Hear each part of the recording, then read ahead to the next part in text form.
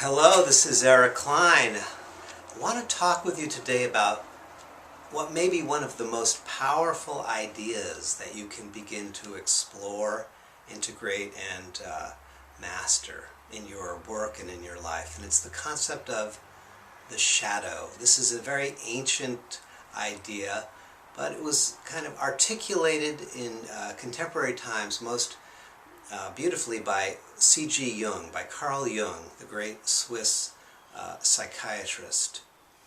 He distinguished the shadow from the persona and the ego, that those parts of ourselves that we are familiar with, the ego, and the persona, those parts of ourselves that we present to the outer world. These are really important elements. They're kind of the elements that are in the light of consciousness.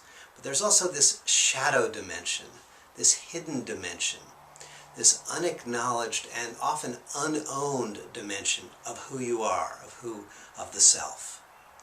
So the shadow consists of all of these sort of unclaimed, often unacknowledged, sometimes disowned aspects of the self. And these are not always only dark and sort of difficult aspects, but they can also be quite noble and creative.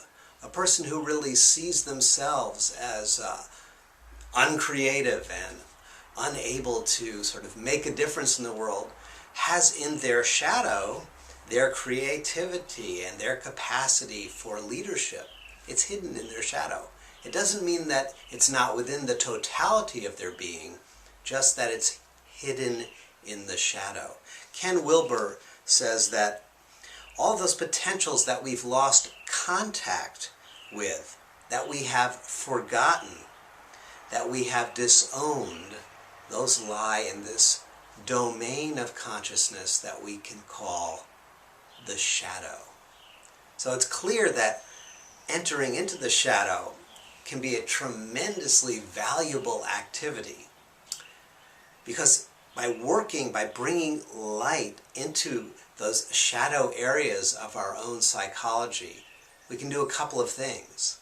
We can begin to illuminate and transform some of the the darker, more difficult, more violent, or more constricted parts of our awareness.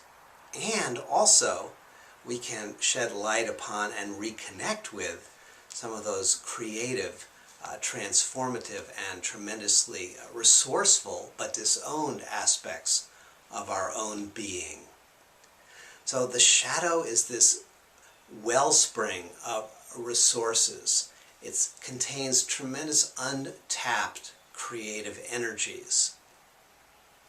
But from the point of view of the conscious self, from the point of view of the ego, the shadow often looks like dangerous territory.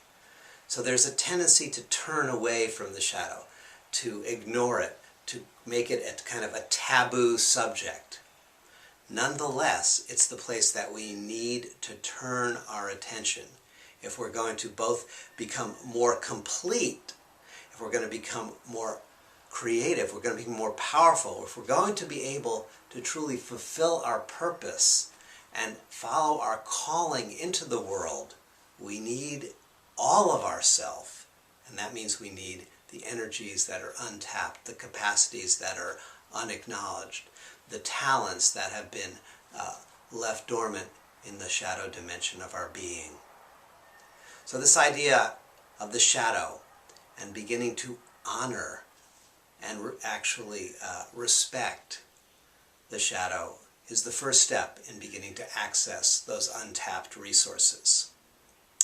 Hope you're having a wonderful day and that you will begin to think about your shadow as a repository of gifts that need light to be shed upon them so that they can be opened and integrated into your life. Be well.